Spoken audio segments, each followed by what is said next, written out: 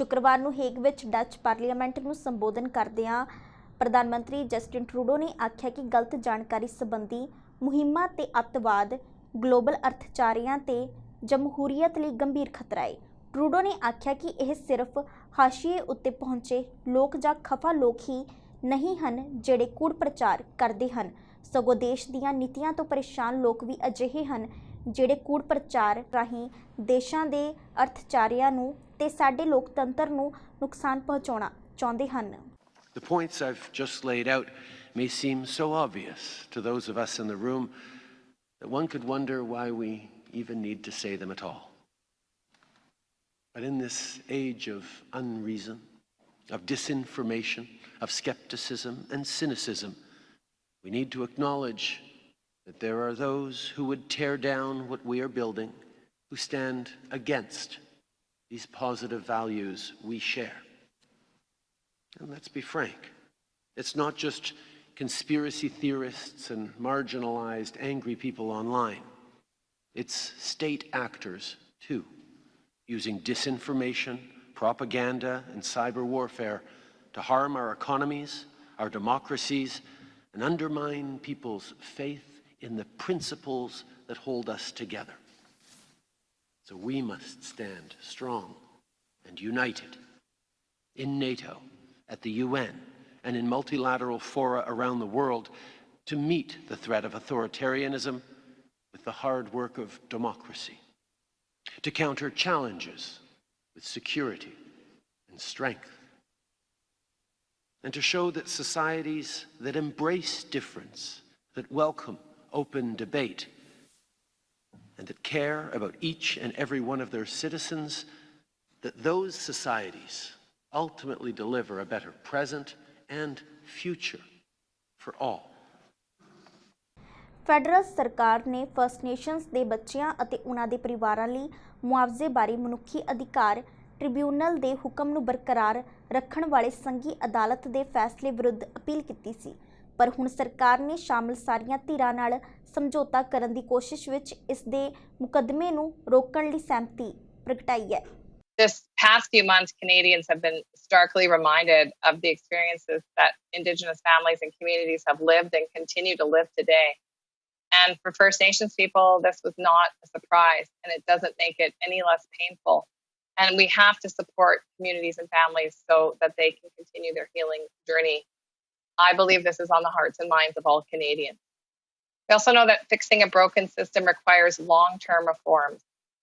The Government of Canada is determined to eliminate discriminatory policies and practices against Indigenous children, and we are doing it hand in hand with Indigenous partners.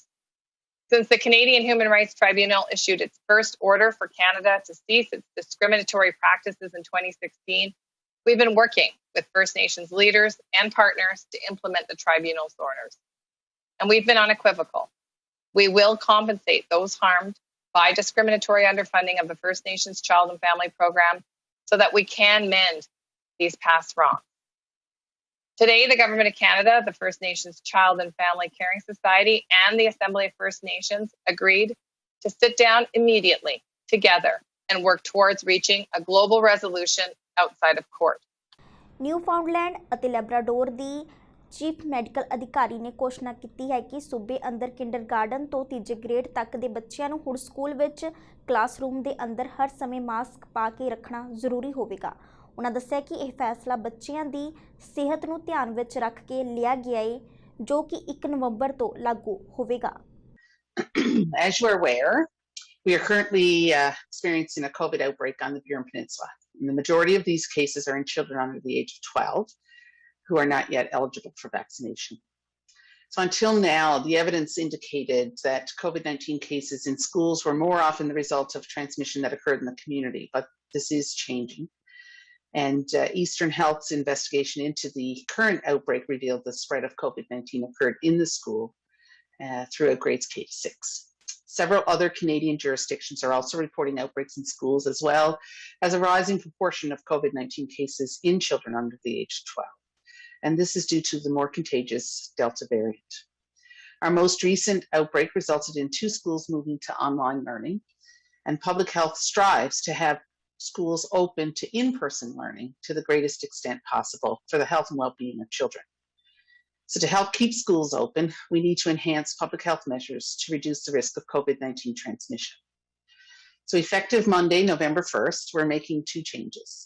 First, we are extending the special measures orders for masking to include students in kindergarten to grade 3 and staff in regulated childcare centres. This means that masks will be required at all times indoors, including when children are seated in their classrooms.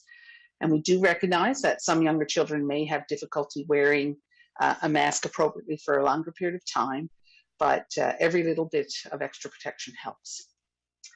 Second, after consultations with Department of Education and school districts, cohorting will once again be required indoors and to the greatest extent possible outdoors for regulated childcare centres and grades K to 6 in schools.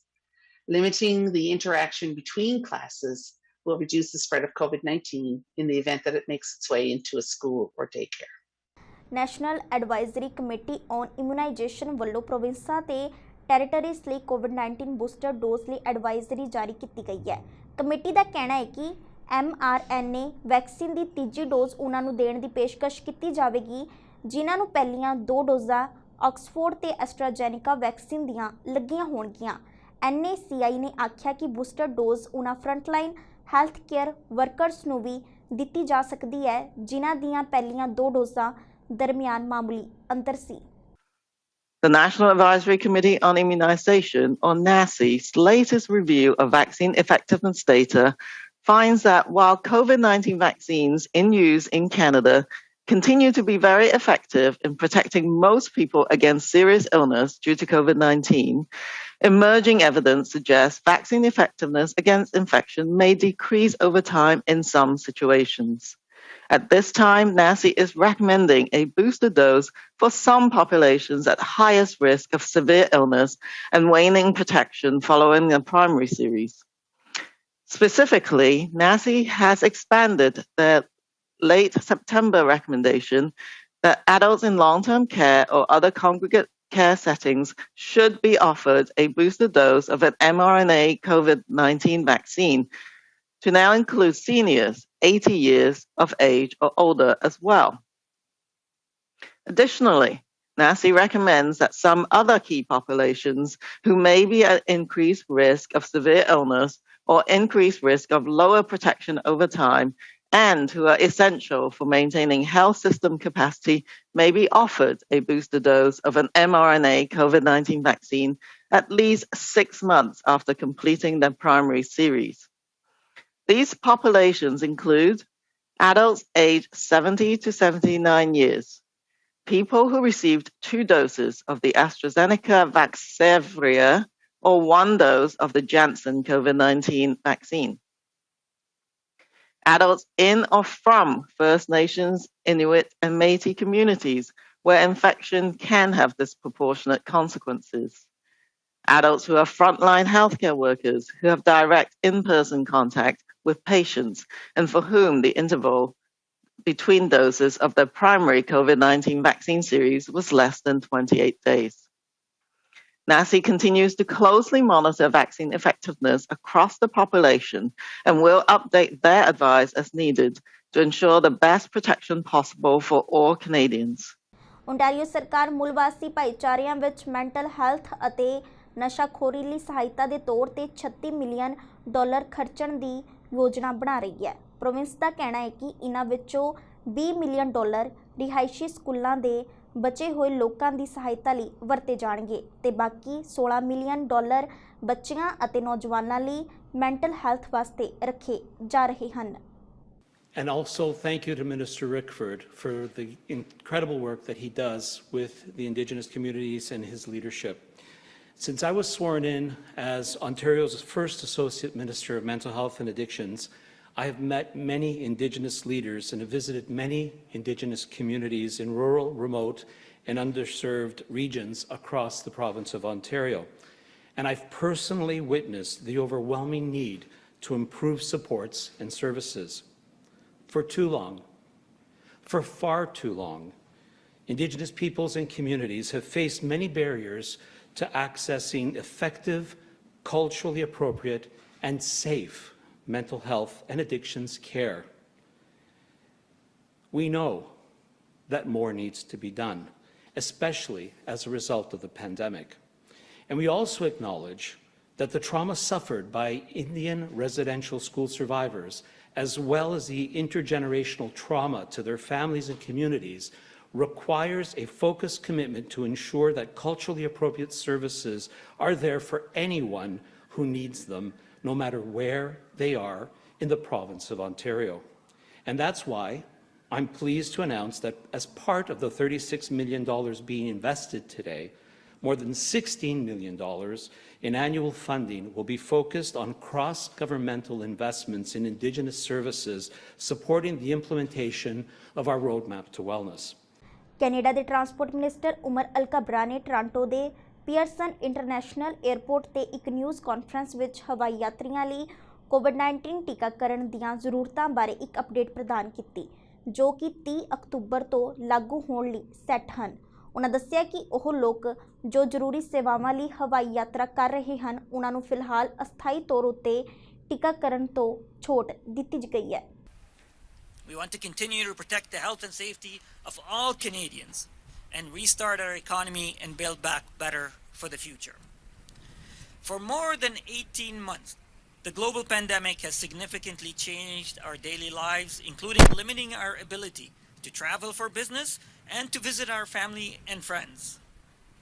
And we know today that vaccination is one of the most effective ways to reduce the further spread of COVID-19. Vaccination is making it possible to keep us safe while we cautiously return to doing the things that we love. And I would like to acknowledge that most Canadians have been doing their part in helping combating COVID-19 by getting vaccinated. There will be few exceptions for emergencies and special accommodation for designated remote communities, so residents can continue to access essential services.